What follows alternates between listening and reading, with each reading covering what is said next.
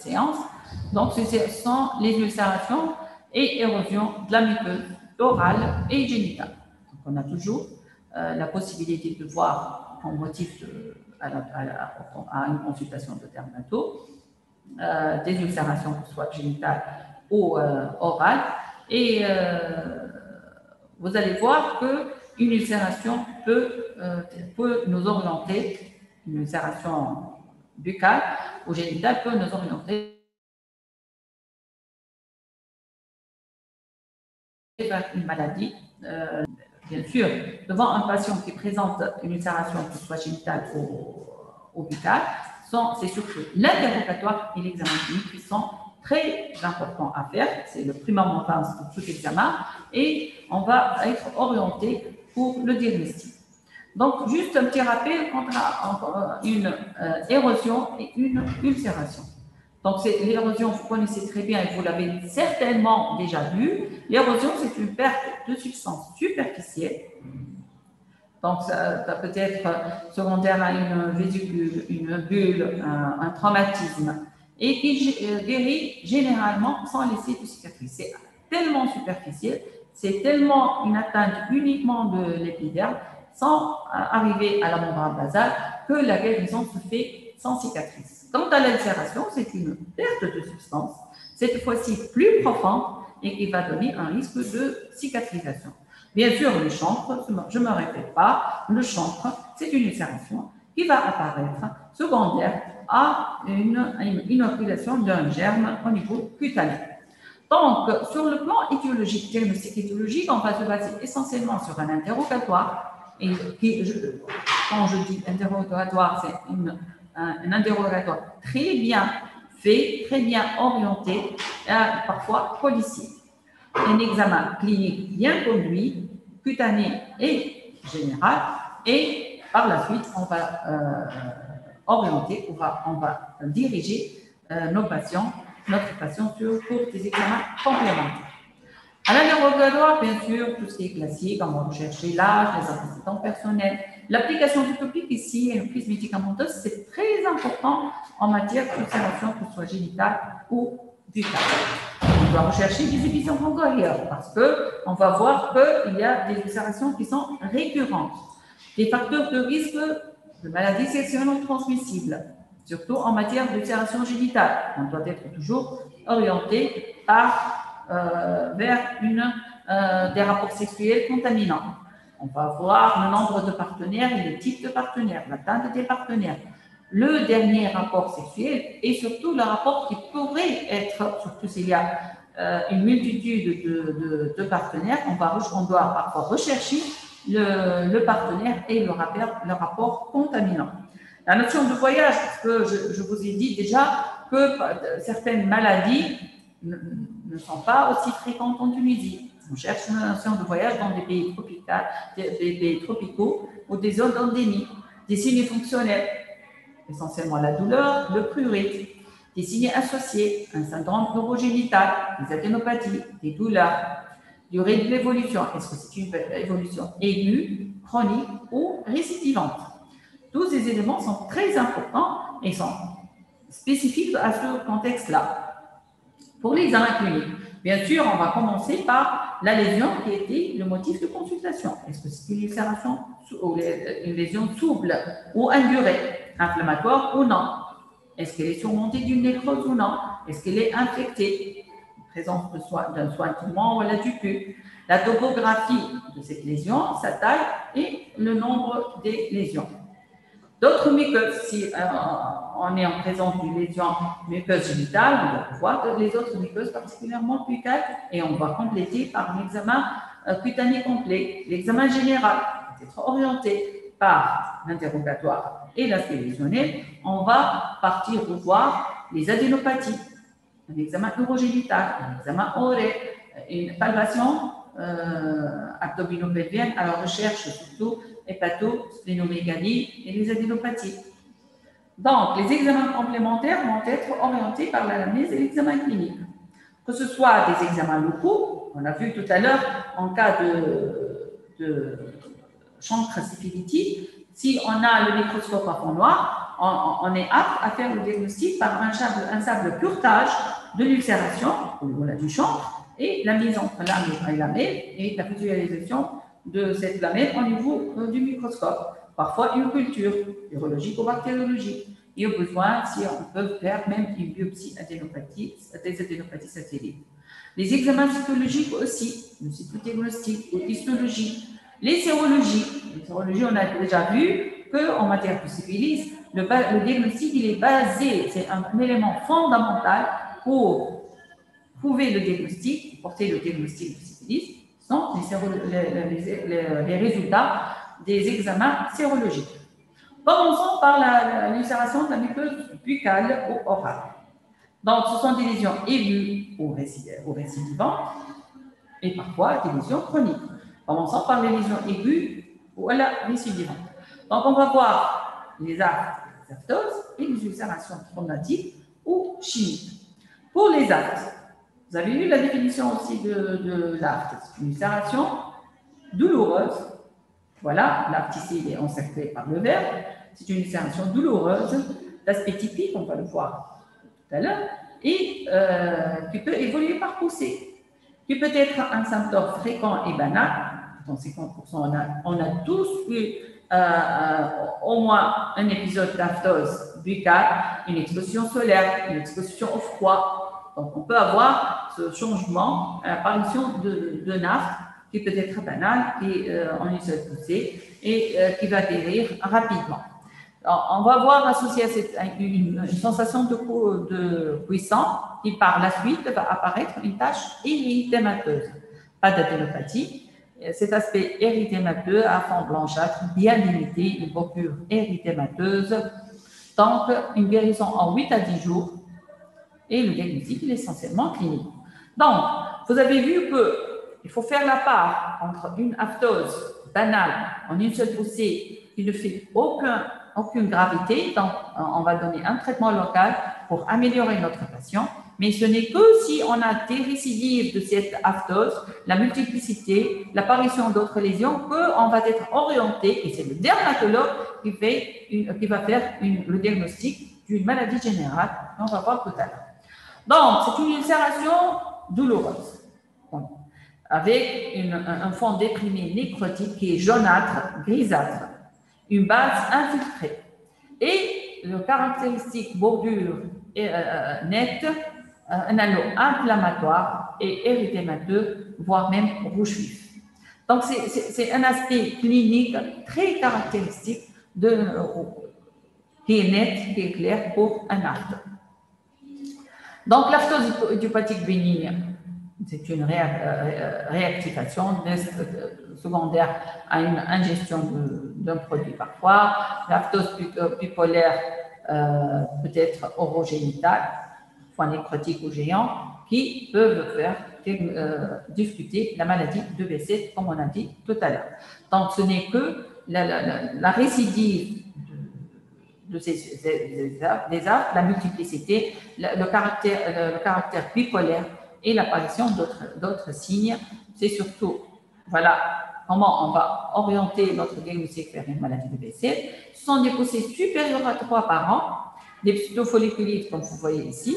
C'est un aspect pustuleux, inflammatoire, mais non centré par un follicule pileux. C'est pour cela qu'on parle de pseudofolliculite, parce que la folliculite, typiquement, c'est une pustule qui est centrée par un poil. Dans la maladie de B7, on parle de pseudofolliculite. Il y a aussi l'hypersensibilité au point d'injection. On va voir, on va même demander au patient si, à la suite même d'un prélèvement de sang ou d'une injection cutanée ou intramusculaire, il va présenter un aspect papuleux caractéristique de cette hypersensibilité au point d'injection. Une uvéite, si le patient est suivi en ophtalmo, s'il a des perturbations ophtalmologiques. Une atteinte neurologique aussi peut être associée. Une atteinte articulaire, une phlébite superficielle, et aussi le typage HLA B5 qui va augmenter et qui sont parmi les critères de diagnostic de la maladie de BC. Voilà différents aspects d'APHT, avec cet aspect blanchâtre, nécrotique au centre, cet halo érythémateux, voilà un halo érythémateux, rouge vif, des lésions multiples, mais toujours à chaque lésion, si on voit chaque lésion unique, c'est un afte creusant ici au niveau de la lèvre inférieure. Donc, les ulcérations banales et récidivantes, c'est surtout des aftes qui peuvent, dans le cadre de la maladie de BC, pratiquement on a vu tout ça, des ulcérations génitales, récidivantes, des lésions oculaires, surtout le pays, des lésions cutanées, des pseudofolliculites érythèmes, des critères mineurs, on peut trouver une phlébite superficielle, épididymite, occlusion artérielle et le typage HLA, B5. Tous ces critères sont dans le cadre de la maladie de B7. Madame? Oui. C'est quoi le caractère bipolaire d'une aphthose? C'est-à-dire une atteinte aussi bien génitale que buccale. Ce sont des aftes. Les aftes bipolaires sont des aftes qui existent au niveau génital et buccal. C'est le caractère bipolaire. C'est bon? Voilà. Les ulcérations. Oui? Ça va? Oui, ça va. Donc, les ulcérations buccales aiguës peuvent être traumatiques ou chimiques. Donc, ces ulcérations vont être uniques, douloureuses, voire très douloureuses, des contours géographiques, tout dépend de l'origine du traumatisme ou du produit chimique en cause, parfois assortmentées de nécrose jaunâtre. La topographie est très variable selon s'il s'agit d'un élément chaud, d'un instrument, d'un traumatisme local. Et c'est l'interrogatoire qui va trouver une prothèse inadaptée, un traumatisme dentaire, une chico-dentaire, c'est-à-dire un dent cassé qui va traumatiser la muqueuse buccale, une hygiène bucco-dentaire agressive, des contacts caustiques. Donc, voici ici un exemple de chico-dentaire qui vont agresser la muqueuse buccale. Ici, la guérison peut survenir 8 à 15 jours après la suppression de la cause. S'il n'y a pas de suppression de la cause, c'est un traumatisme chronique, itératif, toujours il est en place. On peut passer à la chronicité et une ulcération chronique fait craindre une dégénérescence, un passage à la malignité. Voyons maintenant les ulcérations de la muqueuse buccale d'origine infectieuse. Et en chef de file, on va trouver l'herpès. Donc, il est fréquent que ce soit une primo-infection herpétique ou une récurrence. Au début, pratiquement, ce sont les enfants qui vont faire une gingivostomate fébrile érosive, donc c'est la primo-infection, et les récurrences vont être sous forme d'érosion douloureuse, polycyclique, ce fameux beau temps de fièvre que tout le monde peut avoir, parfois le plus souvent suite à une exposition solaire, une exposition au froid, en prémenstruel, et en même endroit, donc le patient suite à des signes préliminaires tels qu'une sensation de cuisson au niveau de la lèvre inférieure, il reconnaît qu'il va avoir développement de son herpès. Aussi, des ulcérations peuvent être secondaires à une varicelle ou un zona au niveau d'un territoire muqueux. C'est surtout l'unilatéralité des lésions qui font surtout faire penser à un zona. Un zona, typiquement, ça siège au niveau intercostal, au niveau oculaire, mais s'il y a atteinte d'un territoire muqueux, on peut avoir des ulcérations secondaires. Une infection à coxsackie-virus. Ce sont des pharyngites vésiculeuses, aspergines, au niveau, sont surtout des enfants. C'est une dysphagie fébrile avec atteinte des mains et des pieds. C'est le syndrome main-pied-bouche qui va se développer, parfois peut donner des ulcérations de la muqueuse buccale chez l'enfant. La primo-infection AVIH peut être bien que rare, mais peut donner des érosions de la muqueuse buccale et parfois génitale. Les infections bactériennes, et on va trouver surtout l'impédigo. Vous avez vu le cours sur l'impédigo, avec ses lésions en périorificielle, des croûtes ménisériques jaunâtres, qui va guérir en quelques jours suite à un traitement spécifique. Mais parfois, il peut être extensif, les ulcérations, c'est déficit immunitaire. On peut avoir associé des adénopathies satellites.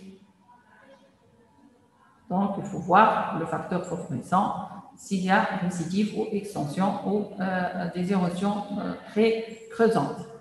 L'érythème polymorphe, vous l'avez vu, hein, avec ces lésions en cocarde. Les lésions en cocarde au niveau palmo-plantaire, parfois au niveau des dos des mains, avec une participation, parfois au niveau de la muqueuse buccale. Ça peut être post-herpétique, une personne qui développe un herpès, quelques jours, quelques semaines après, va développer un érythème polymorphe avec ces cocardes typiques. Passons à des ulcérations chroniques. On va trouver des ulcérations chroniques dans le cadre des maladies bulleuses, des lésions de la muqueuse buccale qui ne sont pas améliorées par un traitement local. C'est en fait l'histologie, l'immunofluorescence directe et les anticorps sériques spécifiques qui peuvent redresser le diagnostic d'une maladie bulleuse, telle que, vous avez vu les maladies auto-immunes? Vous savez? Non? Non. Donc, vous allez voir les maladies auto-immunes, vous allez voir en chef de file le bacillus avec des localisations de la muqueuse buccale qui peuvent être inaugurables.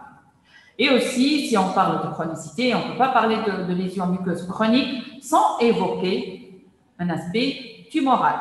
C'est surtout le carcinome épidermoïde avec une ulcération chronique, indolore, indurée, saignant en contact et sur un terrain des lésions pré-carcinomateuses, néoplasiques, un lichen érosif qui peut dégénérer, aussi des facteurs favorisants tels qu'une hygiène bucco-dentaire défectueuse, un alcoolisme, un tabagisme. Donc, associé à cette ulcération de la muqueuse chronique infiltrée, indolore, saignant surtout, on doit rechercher des adénopathies régionales, surtout sous-angulo-maxillaires et cervicales, qui peuvent être dures, fixées et qui vont modifier la conduite thérapeutique énormément. Le lichen érosif peut aussi donner des ulcérations de la muqueuse buccale. Je suppose que vous avez vu le cours sur le lichen, avec sa forme érosive qui peut toucher aussi bien la muqueuse buccale que la muqueuse génitale. En périphérie, en fait, ce qui est caractéristique de ce lichen érosif, en périphérie de l'érosion, on va trouver cet aspect blanchâtre, un réseau blanchâtre qui va évoquer le caractère lichenoïde de ces érosions. Voilà ici les causes des lésions aiguës, avec des causes traumatiques ou physiques, les aftes, tous les aspects des aftes banaux, mais aussi la maladie de Behçet, les maladies virales qui peuvent atteindre la muqueuse buccale, le VIH, le cytomégalovirus, les bactéries, et même on a vu que la syphilis peut donner un chancre au niveau de la muqueuse buccale et peut se manifester par une ulcération buccale. Toujours dans les ulcérations buccales, ça peut être une cause médicamenteuse, et on a vu dans les toxithermies. Dans la lésion chronique, les lésions ou les ulcérations, les érosions muqueuses buccales chroniques, donc c'est les maladies, les dermatoses bulleuses auto-immunes, les cancers, aussi les maladies inflammatoires, les carences vitaminiques et les maladies inflammatoires de l'intestin, telles que la maladie de Crohn. Passons maintenant pour les ulcérations de la muqueuse génitale. C'est facile, hein, les muqueuses buccales, donc c'est juste, il faut toujours penser aiguë, chronique, une seule poussée, voilà, récidivante, et devant la chronicité, tout ce qui est aigu, s'agit-il d'un aft? Si c'est un aft, c'est un épisode passager ou c'est multiple bipolaire, donc on doit orienter notre interrogatoire, notre examen vers la maladie de Behçet. Le traumatique, c'est évident parce qu'à l'interrogatoire, on va trouver la nature et les circonstances de traumatisme. Tout ce qui est infectieux dans le cadre, que ce soit une virose, un impédique ou une toxidermie, toujours c'est à évoquer. Et la chronicité, ce sont les dermatophytoses auto-immunes à début ou à participation de la muqueuse buccale. Et surtout, on doit toujours avoir à l'esprit la possibilité de développement d'un cancer, d'un carcinome au niveau de la muqueuse buccale. Maintenant, ça va être rapide parce qu'on a fait pratiquement le tour des ulcérations de la muqueuse génitale. Donc, on va voir pratiquement les mêmes causes qui peuvent causer, que ce soit un afte génital ou buccal, les maladies pudeuses aussi, les infections aussi. Ce sont des érosions qui peuvent être physiques ou caustiques et toujours la possibilité d'avoir une origine tumorale. Donc, on peut avoir un cancer cutané, surtout dans le cadre revenant à une ulcération génitale. Une ulcération est une maladie sexuellement transmissible jusqu'à preuve de contraire, parce que ce n'est pas toujours une maladie sexuellement transmissible. On peut avoir facilement un traumatisme.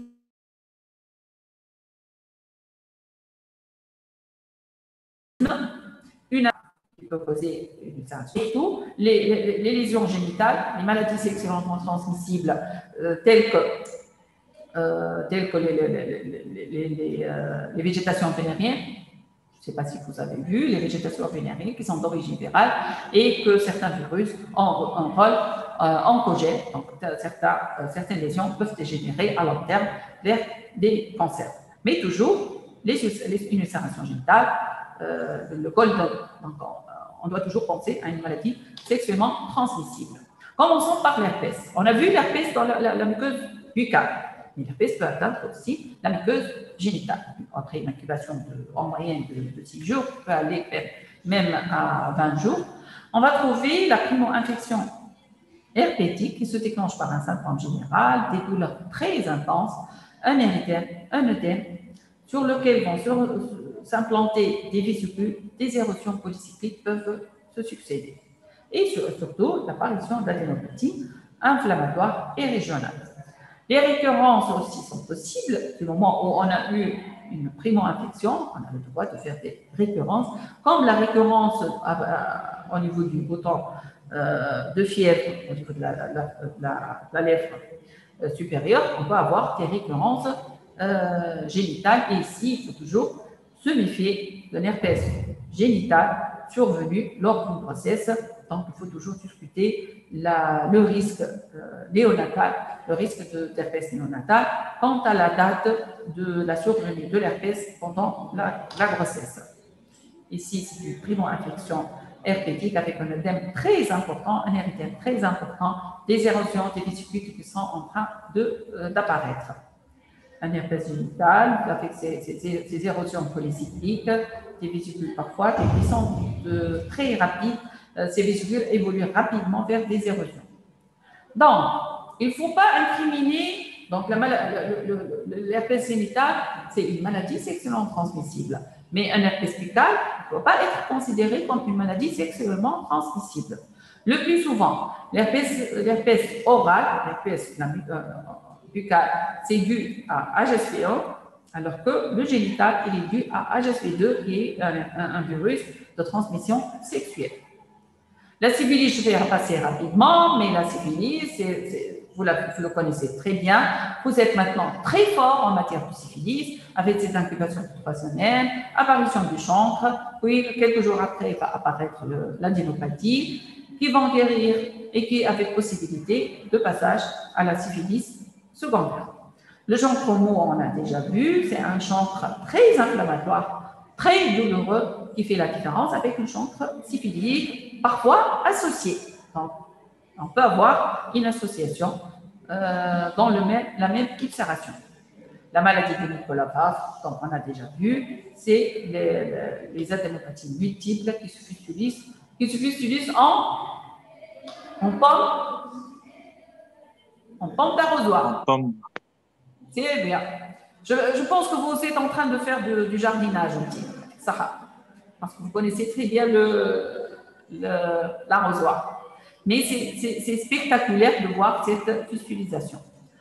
Donc, aussi la donovanose, bien que rare, Mais le fait d'avoir cet aspect granulomateux, cet aspect bourgeonnant, très infiltré de l'ulcération avec adénopathie, surtout un sujet qui provient des zones tropicales, donc c'est à évoquer une donovalence. Le genre cabieux, donc, c'est considéré parmi les maladies sexuellement transmissibles, bien que la gale, elle est retrouvée dans un cadre familial. Voilà, si on récapitule, les lésions aiguës, avec ces lésions, possibilité de lésions traumatiques, c'est facile d'attribuer une lésion géographique, une ulcération, une érosion géographique sans aucune spécificité pathologique qui peut l'attribuer à d'autres maladies telles que l'herpès ou une syphilis. Donc, c'est l'interrogatoire pour retrouver cet aspect ou le caractère traumatique. Les infections, que ce soit virales, bactériennes ou parasitaires, l'érythème polymorphe, comme il peut atteindre la muqueuse buccale, il peut atteindre la muqueuse génitale. Une cause médicamenteuse aussi, avec l'extrême, on a déjà vu que la toxidermie la plus dangereuse en dermatologie, c'est le syndrome de Laïe. Les aftes, comme ils peuvent atteindre la muqueuse buccale, peut être bipolaire ou uniquement génitaux. Les lésions chroniques, revenons sur les maladies auto-immunes. Les cancers, toujours, il faut les avoir à l'esprit. Les cancers atteignent beaucoup plus, les maladies, la muqueuse génitale parfois plus que la muqueuse buccale. Ici, c'est une récapitulation aussi des maladies, les causes infectieuses, les causes traumatiques, les causes inflammatoires, les maladies bulleuses, le papillus, la papillus cicatricielle et les cancers. Est-ce qu'il y a des questions? On a encore une petite dizaine de minutes. Si vous avez des questions pour ces ulcérations, je sais qu'on a fait le tour, surtout pour les ulcérations de la muqueuse buccale. Vous avez c'est surtout l'interrogatoire, que ce soit muqueuse buccale génitale, c'est l'interrogatoire qui est très important. L'examen clinique, ce n'est pas uniquement un examen clinique cutané, c'est l'examen clinique cutané, mais aussi général. La recherche d'adénopathie est très fréquemment associée, que ce soit à une adénopathie de la muqueuse buccale, que ce soit un herpès, peut-être une pneumo-infection herpétique peut être associée à une adénopathie. Un cancer de la muqueuse buccale peut être associé à une adénopathie. Aussi, au niveau de la muqueuse génitale, il faut toujours examiner, palper les aires ganglionnaires, mais surtout une palpation protégée pour être sûr qu'on ne peut pas être contaminé par les germes possibles, surtout s'il existe des tréponèmes qui sont contagieux.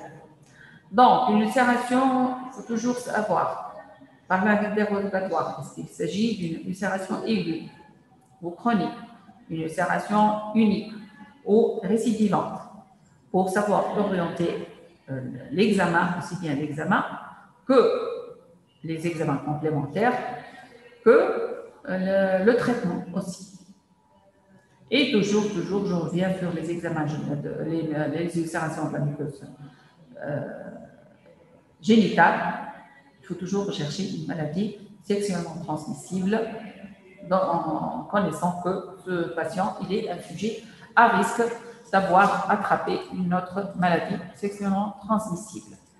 Est-ce que vous avez des questions? C'est bon?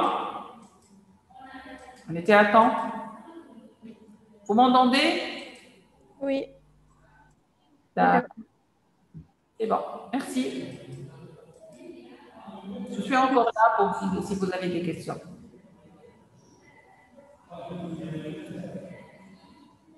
C'est bon? Alors, bonne chance. Merci. Merci beaucoup, docteur. Oui, au revoir. Merci, docteur. Au revoir, merci à vous.